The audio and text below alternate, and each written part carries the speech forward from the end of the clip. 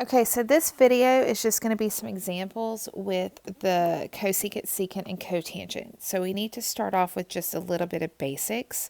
We need to remember that the sine of theta is opposite over hypotenuse. The cosine of theta is adjacent over hypotenuse, and the tangent of theta is opposite over adjacent. We also need to understand and remember that the cosecant of theta is the reciprocal of the sine, so that's hypotenuse over opposite. The secant of theta is the reciprocal of the cosine, so that's hypotenuse over adjacent. And the cotangent of theta is the reciprocal of the tangent, so that's adjacent over opposite. Okay, so this is the first example that we're going to do, and if you notice with this example, they've actually indicated theta in my triangle, and they have to tell us what angle we're talking about. Based on this angle, I do need to go ahead and label my triangle with opposite, adjacent, and my hypotenuse. So this side is going to be my opposite, this is my adjacent, and this is my hypotenuse. Remember, the side opposite from theta is your opposite side. The hypotenuse is the side that is opposite of your right angle. Your hypotenuse is never adjacent. Your adjacent is talking about the leg. Okay, so I don't have my opposite side, the measurement of it, so I do have to do the Pythagorean theorem to find that. So 20 squared plus b squared is equal to 29 squared. So I do have to do a little bit of figuring first before I can do anything else. So 20 squared is going to be 400 plus b squared is equal to, and 29 squared is 841. So b squared is equal to 841 minus 400 is 441. And the square root of 441 is 21. So that side is 21. So now that we have that, all we have to do is set up our ratios of opposite, adjacent, and hypotenuse where they go. So the sine is opposite over hypotenuse, 21 over 29. The cosine is adjacent over hypotenuse, 20 over 29. And the tangent is opposite over adjacent, 21 over 20. Once I have sine, cosine, and tangent, finding the cosecant, secant, and cotangent are very easy because these are just reciprocals of each other. So the sine and the cosecant are reciprocal, so the cosecant is the reciprocal of the sine, so it's 29 over 21. The secant is the reciprocal of the cosine, so it's 29 over 20. And the cotangent is the reciprocal of the tangent, so it's 20 over 21. 21. So remember that if I could reduce these fractions, I would. If I had any radical in the denominator, I would eliminate that radical. Now, what if they don't give me a picture and they just give me one of the trig functions? Well, I can go ahead and fill that one in. So the tangent's 7 over 24. So I also know the cotangent's 24 over 7, right? But the tangent is opposite over adjacent. So I can draw a right triangle. I can think I can draw a right triangle. I can draw a right triangle. And I can mark any angle that is not my right angle as theta. So based on theta, this is my, I'm going to label it opposite, adjacent, and hypotenuse. Based on this ratio, I know my opposite side is 7 and my adjacent side is 24. So I'm going to continue to label my triangle. My opposite side is 7, my adjacent side is 24. So I'm pretty well on my way. I just need my hypotenuse. How do I find my hypotenuse?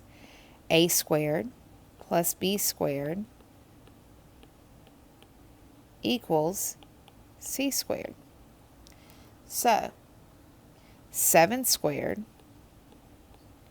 plus 24 squared equals c squared.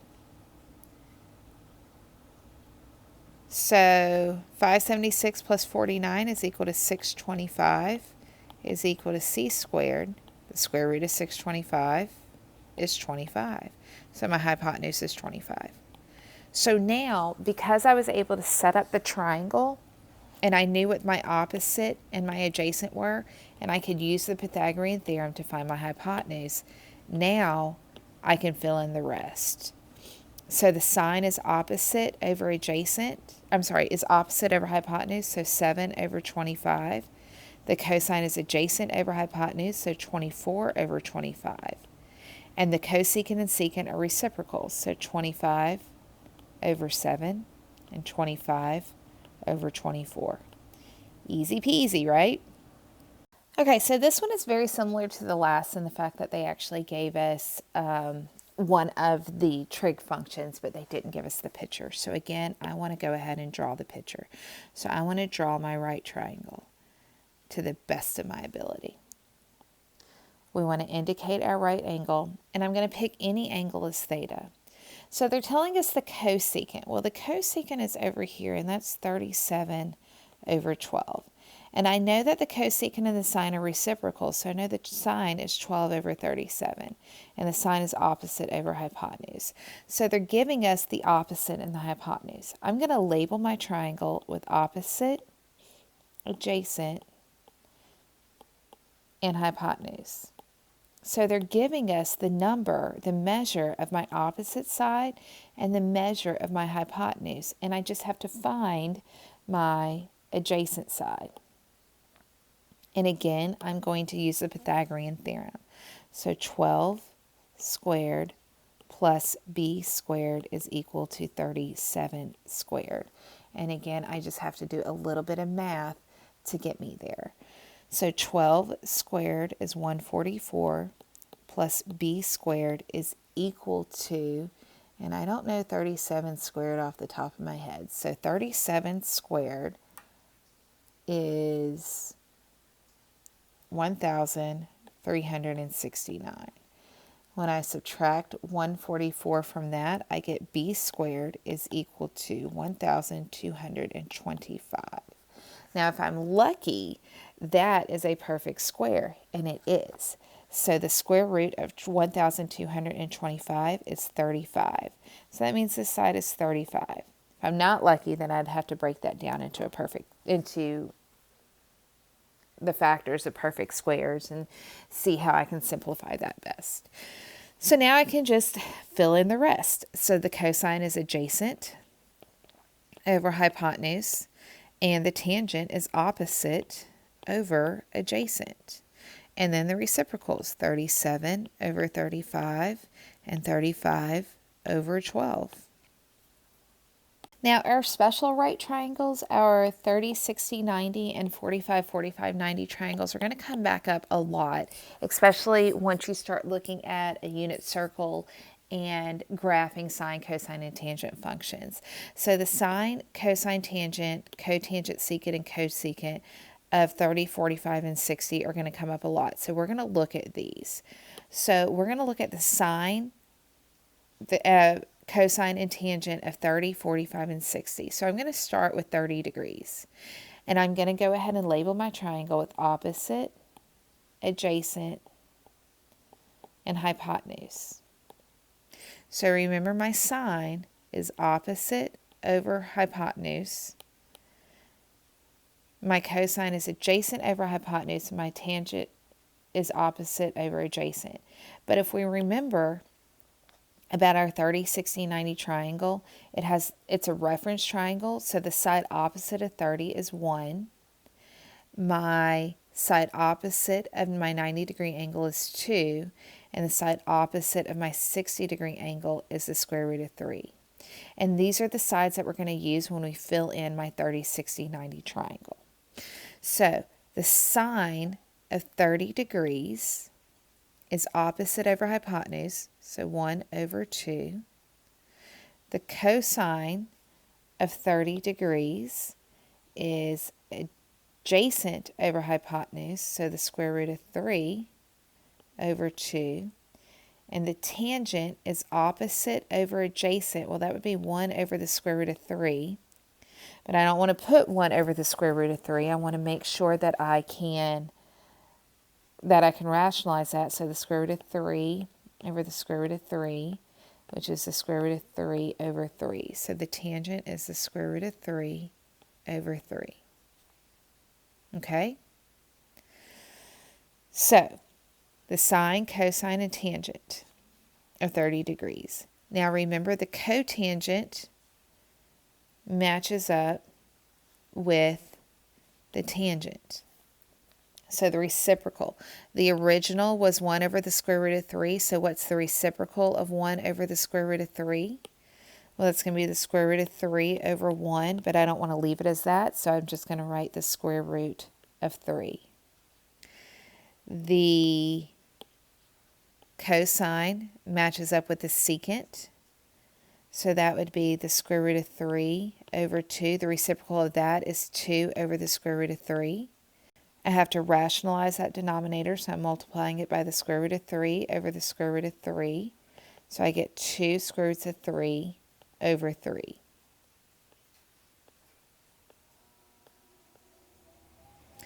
And last but not least, I have the sine, which matches up with the cosecant. So the reciprocal of 1 over 2 would be 2 over 1, but that's not really reduced, so the reduced form would just be 2.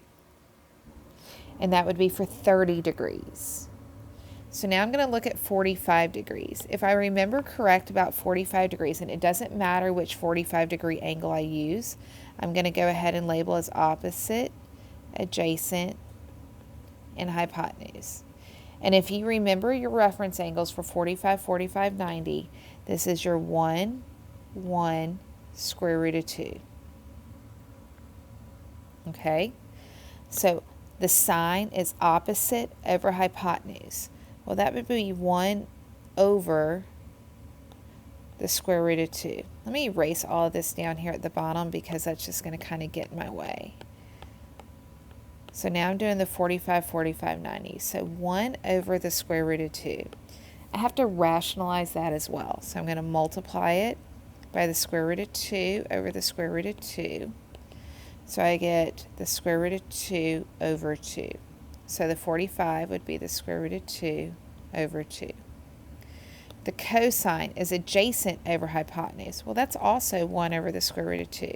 So when I rationalize it, I get the same answer, the square root of 2 over 2.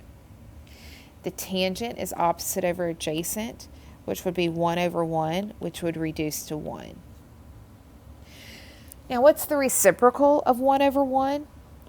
Well, that would still be 1 over 1, so the cotangent would be 1. What would be the reciprocal of 1 over the square root of 2? Well, that would be the square root of 2 over 1. Remember, we really can't leave 1 in the denominator, so it would just be the square root of 2. Well, if the cosine and the sine are the same, then the reciprocals are also the same. Remember that the 45, 45, 90 is an isosceles triangle, so there's a lot of parts that are the same. So the opposite over the hypotenuse and the adjacent over the hypotenuse do give you the same value. So they are going to have the same reciprocal values. All right, so let's look at our 60-degree angle. With this 60-degree angle, we're going to go back to using the 30, 60, 90 triangle. But instead of using the 30-degree angle, we're going to use the 60-degree angle. So I have to reevaluate what I have going on here because my opposite, adjacent, and hypotenuse are actually going to change. So I need to change my opposite, adjacents, and hypotenuse. So I need to erase a little bit here. Need to erase my opposite, my adjacent, and my hypotenuse. Well, no, actually I didn't need to erase my hypotenuse because that doesn't change, but that's okay. So now I'm looking at my 60-degree angle, and I'm going to label my triangle with opposite, adjacent, and hypotenuse. Not that I needed to erase that last time, but it's okay. So for my sine is opposite over the hypotenuse, so square root of 3 over 2. My cosine is adjacent over hypotenuse, so 1 over 2. And my tangent is the opposite over the adjacent. Well, that would be the square root of 3 over 1, so I would just leave that as the square root of 3. My cosecant is the reciprocal. My cosecant is the reciprocal of the sine, so that would be 2 over the square root of 3. I have to rationalize that denominator, so I'm going to get the square root of 3 over the square root of 3. So I get 2 square roots of 3 over 3. The reciprocal of the cosine is 1/2, so the reciprocal of 1/2 is 2 over 1. Again, I can't leave that as 2 over 1, so it would just be 2. And then the reciprocal of the square root of 3 would be 1 over the square root of 3, and I have to rationalize that denominator. So I get the square root of 3 over 3. Being able to build this based on your reference triangles is going to become exceedingly important, so you may want to work on being able to build this. Not just following what I did and understanding what I did, but being able to reproduce it on your own. All right, that's all I have for you guys. Good luck.